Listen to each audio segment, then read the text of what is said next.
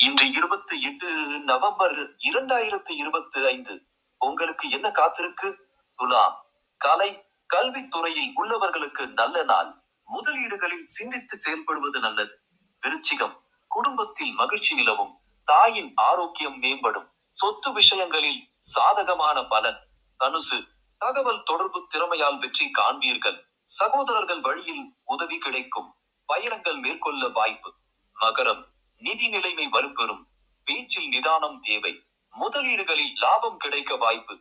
கும்பம். சந்திரன் உங்கள் ராசியில். தன்னம்பிக்கை அதிகரிக்கும். எடுக்கும் முயற்சிகள் வெற்றியடையும். மீனம்.